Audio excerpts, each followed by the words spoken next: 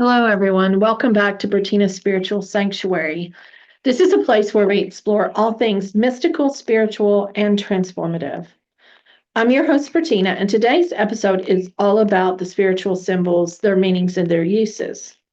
As I sit here today at Cosmic Connections, I've looked around and I've seen sacred geometry, symbols of the Ankh, and Egyptian beliefs. I have seen crosses, pentagrams, everything. There's symbols everywhere. And as you walk through the store, you can feel the energy coming off of those symbols. And I thought, symbols are a powerful way to communicate really deep truths. And since they've been used for thousands of years, I would love to talk about them because I love history. So, what I've noticed is that some symbols are universal, like the sun meaning life or giving vitality, while other symbols are shaped by specific cultures or religious traditions. But I want us to ask ourselves these questions and explore this throughout this podcast. Why do symbols hold so much power? How can we incorporate them into our spiritual journey? And more importantly, how can we incorporate them into our daily life? So let's go ahead and get started. So I'm going to dive into the history and meanings of some of the most well-known spiritual symbols, showing how you can be used in meditation, you can use them in rituals, and in daily life. Symbols are one of the oldest forms of communication. Before humans developed written language, our ancestors used symbols to represent ideas, concepts, and deep spiritual truths. Symbols transcend spoken words. They carry energy, intention, and meaning that can resonate across time and across cultures. Think about some of the earliest forms of human expression: cave paintings, carvings, ancient petroglyphs. These weren't just artistic expressions, they were ways to record history, to invoke energy, and to communicate with the divine. The symbols left behind by early civilizations weren't random. They were sacred. They were very intentional, and even today, they hold deep spiritual meaning. For example, in prehistoric times, the spiral was commonly carved into stone surfaces. And many archaeologists believe that this represented the cycle of life, transformation, and the cosmic energy. The sun was another common picture symbolizing life force, enlightenment, and divine presence. And these symbols were universal because they reflected what our ancestors observed in nature and within themselves. But now let's talk about the power of intention in symbols. When we use symbols in our spiritual practice, we're not just working with shapes or designs. The true power of a symbol comes from the intention that we assign to it. For example, let's take the spiral again. If you simply look at its design, it's just a swirling line. But when you focus on it in meditation or wear it as an amulet, you imbue it with meaning and with energy, perhaps representing your own personal growth, your expansion, or your evolution. But this is why symbols are used in rituals, meditation, and magic. They serve as gateways to higher consciousness. By engaging with them intentionally, we activate their power. Also, have you ever noticed how certain symbols feel different to you? Maybe you're drawn to a particular one while others don't resonate with you as much. That's because symbols interact with our subconscious mind, unlocking emotions, memories, and even past life connections.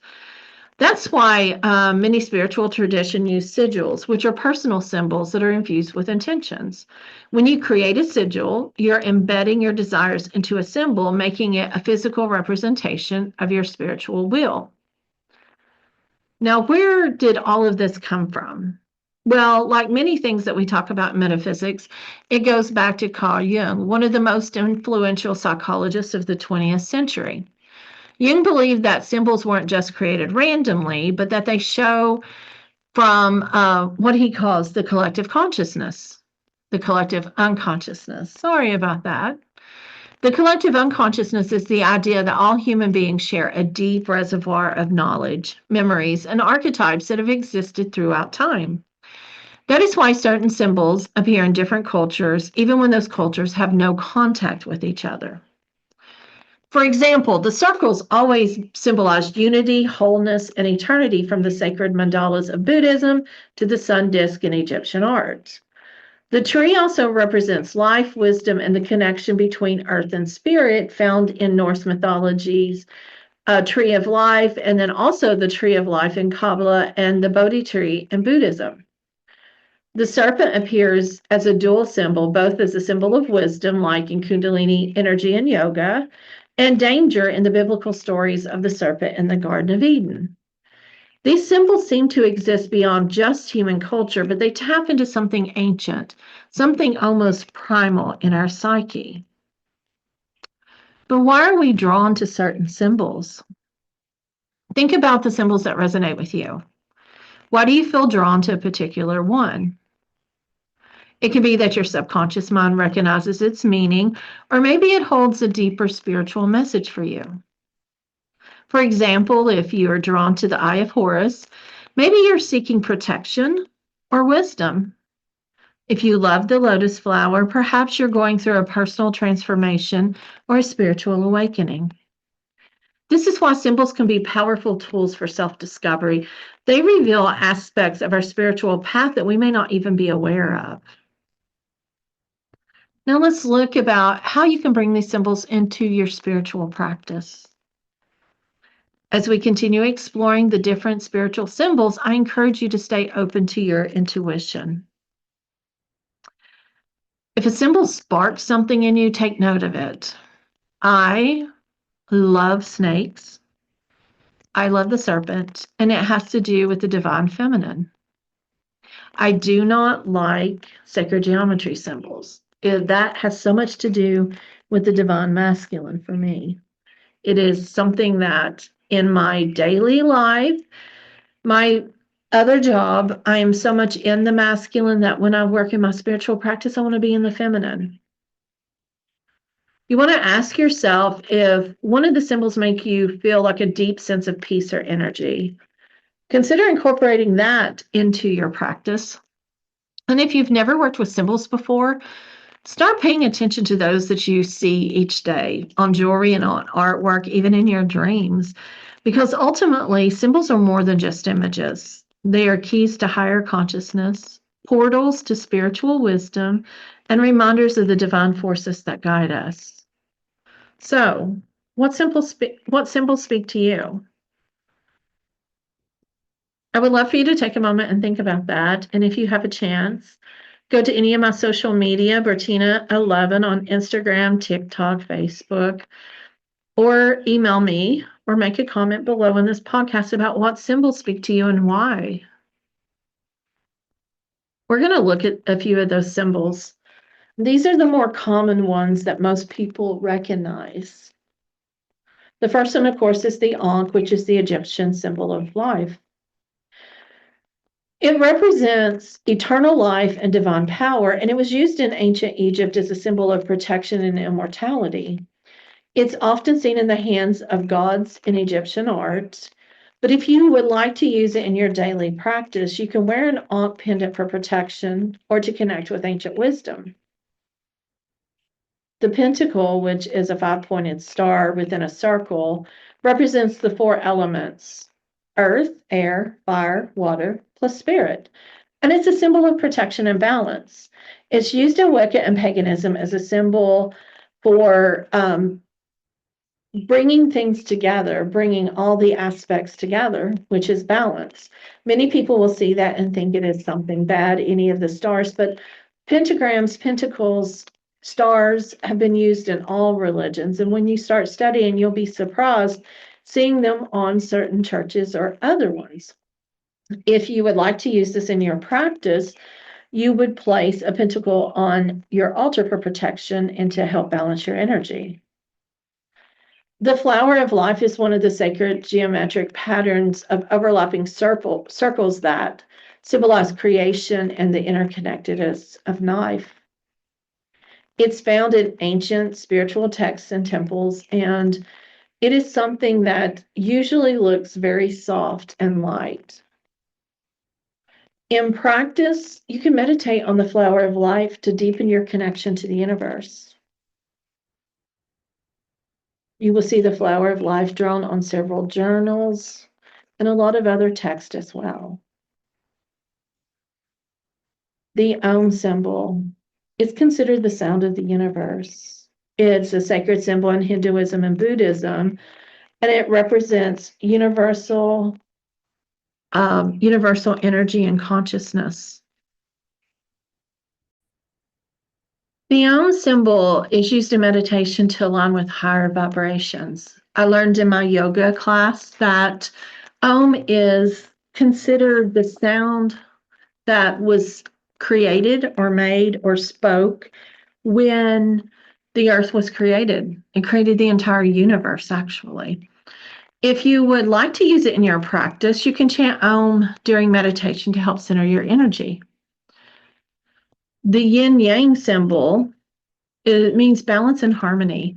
The Taoist symbol represents duality in life, light and dark, masculine and feminine, chaos and order. And if you reflect on the yin yang symbol when you're seeking balance in life, it helps bring it to you. But also using those symbols when you're doing yin yoga or when you're doing flow, which is yang yoga, and just noticing how each one of them will help balance aspects in your life. Now, I really like the Hamsa hand.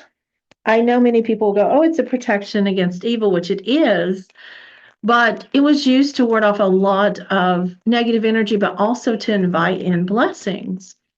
It's a hand-shaped symbol with an eye in the center, and it's found in the Middle Eastern and North African cultures. If you would like to use it in your daily practice, wearing a Hamsa as a talisman for protection would be perfect. The Eye of Horus brings protection, health, and wisdom, and wearing an amulet for your workspace for protection. And the last one is just basic runes and sigils. These are magical symbols for manifestation. Runes are ancient Norse symbols used for divination and spell work. I have Viking in my family, Norse background, but runes I cannot connect with. They are extremely masculine. But for me, sigils, which are custom-made symbols that are charged with intention, and you can take the sigils and create with your name, with anything. And to me, they are more powerful because they feel more feminine to me. You can create your own sigil to manifest any kind of goal. I use sigils a lot for calling in the archangels for angel Reiki, or just marking protection or abundance on different things around me. Now, this is the thing.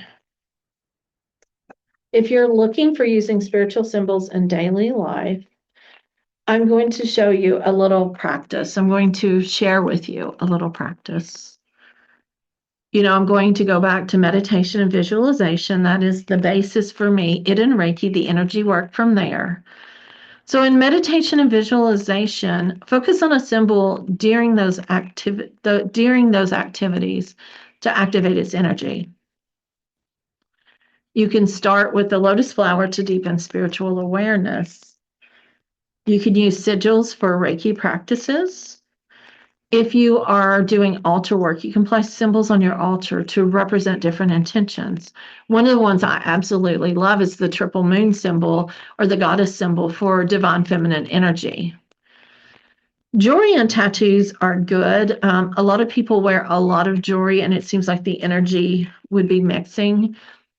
And then there's also the tattoos that are permanent. Looking at what really speaks to you and is part of a daily reminder of your spiritual truth. And both of those are tattoos are definitely permanent. Jewelry people tend to keep for a very long time. Tarot cards are another way to find sacred symbols. I really like the Learning Tarot cards, which shows the Wheel of Fortune card containing the Flower of Life. Also, the Light Seers deck has the Fool with the Flower of Life as she is falling off the side, and looking at different tarot cards and working with those cards. Also, drawing and painting symbols can channel their energy. Creating a personal sigil, as I said, for abundance is a wonderful way of really getting into it. If you are an artist, drawing a picture and then having symbols throughout that will help channel your energy. So, spiritual symbols have been used for centuries as tools for protection, manifestation, and self discovery. Whether you're drawn to the Ankh or the Yin Yang or the Hamsa, these symbols can serve as powerful guides on your spiritual path. Now, I have a challenge for you. I want you to choose one spiritual symbol that resonates with you and find a way to incorporate it into your life. I want you to make comments, engage with me through comments on Spotify. I want you to go on my social media. Bertina11 is TikTok, Instagram, Facebook. Tell me, what symbols are you drawn to? What experiences have you had with symbols, and how are you going to use them each day? So make sure you stay connected. Follow me on my social media. Like, subscribe to this podcast. Please share and help me get more subscribers. I would love to be able to get paid for this one day, but I also love doing this for you. So I want to thank you for turning into Bertina's Spiritual Sanctuary. And until next time, stay magical.